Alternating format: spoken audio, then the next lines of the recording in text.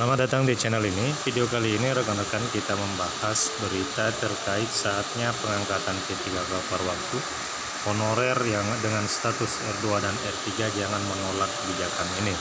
Informasi selengkapnya ayo ditonton secara lengkap video ini agar rekan-rekan sekalian bisa menerima informasi secara utuh dan menyeluruh. Rekan-rekan sekalian, pemerintah telah memasang target penataan non-ASN atau honorer itu bisa selesai dan kelar tahun ini, termasuk bagi yang tidak lulus seleksi P3K tahun 2024. Karenanya, Kepala Badan Kepegawaian Negara, Sudan Arif Warullah, meminta instansi pusat dan daerah untuk mulai mempersiapkan pengusulan pengangkatan P3K paruh waktu. Ketua Aliansi Honorer Nasional Provinsi Riau, Eko Wibowo, mendorong rekan-rekan honorer yang berstatus R2 dan R3 untuk menerima skema penuntasan melalui P3K paruh waktu.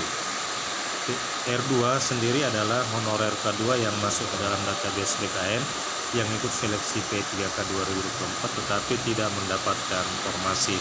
Sedangkan untuk R3 adalah honorer atau non-ASN yang sudah masuk ke dalam database BKN tetapi tidak dapat formasi alias tidak lulus pada seleksi P3K formasi tahun 2024. Nah, mereka inilah yakni honorer R2 dan R3 yang akan masuk ke dalam gerbong pengangkatan menjadi P3K paruh waktu. Jadi, rekan-rekan sekalian, honorer status R2 dan R3 ini merupakan honorer yang memang dipersiapkan untuk bisa diangkat menjadi P3K paruh waktu. Nah, rekan-rekan sekalian, diketahui bahwa mekanisme pengangkatan honorer menjadi P3K paruh waktu itu diatur di dalam keputusan Menpan-RB nomor 16 tahun 2025. Jadi regulasi ini adalah regulasi yang dijadikan dasar dan pedoman di dalam proses pengangkatan honorer menjadi P3K paruh waktu.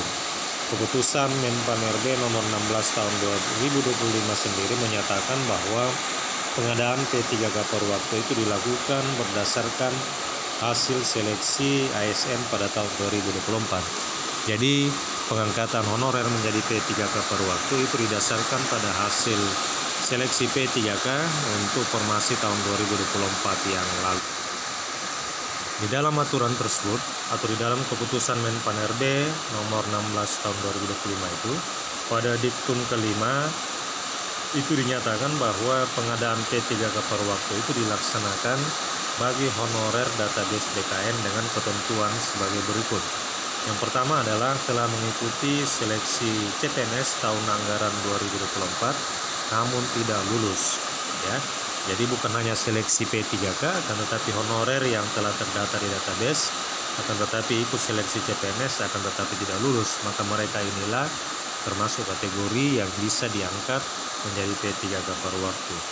Yang kedua, honorer yang bisa diangkat menjadi P3K paruh waktu adalah telah mengikuti seluruh tahapan seleksi P3K tahun anggaran 2024 namun tidak dapat mengisi lowongan kebutuhan.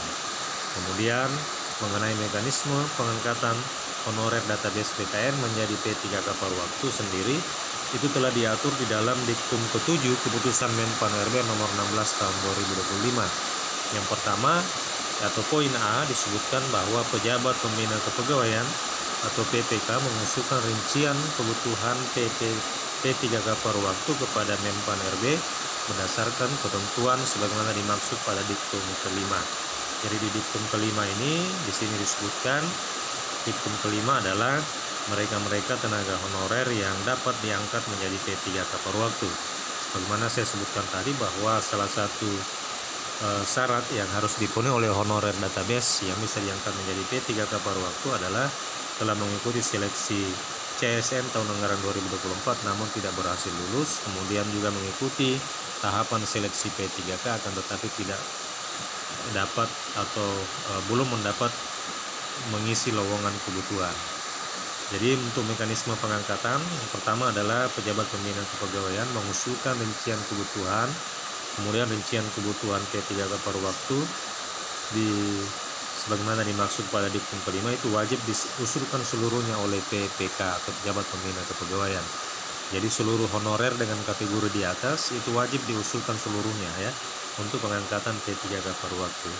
Kemudian setelah itu Menpan RB akan menetapkan rincian kebutuhan, dan setelah itu rincian kebutuhan P3K per waktu sendiri itu terdiri atas kebutuhan jumlah, jenis jabatan, kualifikasi pendidikan, dan unit penempatan.